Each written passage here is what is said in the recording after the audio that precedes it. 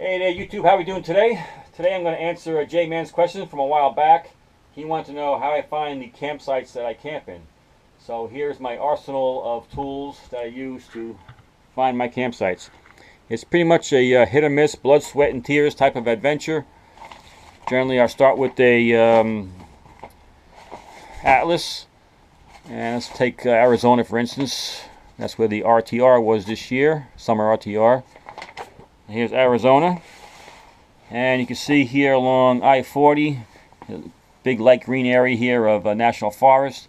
The RTR was up in this section here of the Coconino National Forest, I believe.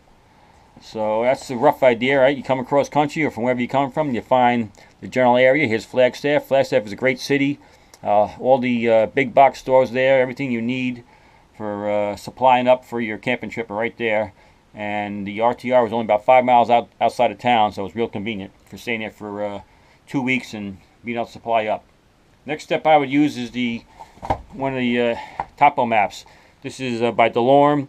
There's another one by Benchmark, which I don't have any of those yet, but I hear they're very good. Then if you open this up to the Flagstaff area, you can see more detail here. Here's Flagstaff again. Exit 190 off of I-40, that's where the RTR was. This is A1 Mountain Road going into the forest there. And we were on one of these, I think it was 518 we were on. Alright, so the home's in a little closer. Then once you know where you're going, it's important to go to the Forest Service Ranger District office, wherever you are. That would be for one of these here. This is called a motor vehicle use map. This one's for the Coconino National Forest, where the RTR was. And this here lists all the forest roads and which ones are legal for camping, which ones for off-highway vehicles such as ATVs, side-by-sides, dirt bikes, dual sport, stuff like that. And these maps are not really great for scale or detail.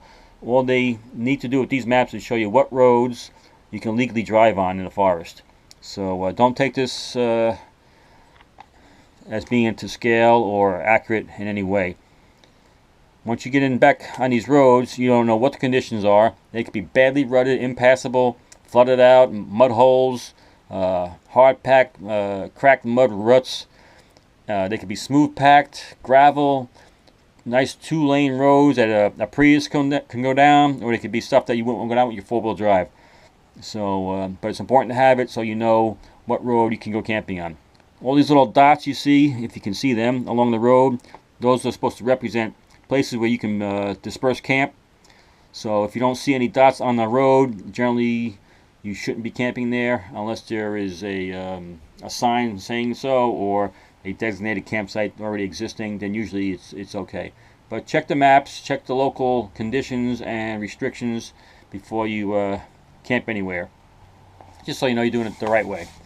Some other things I use, here's another topo map. This is a, what's this one called?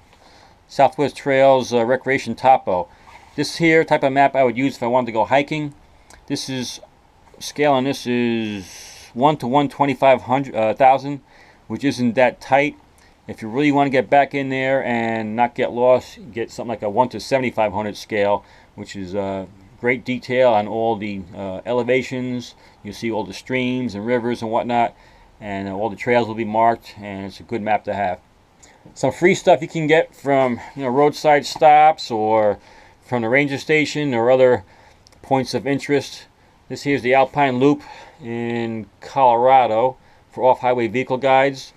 This is on BLM land, and here's one I picked up. I don't remember where. This is America's National Forest.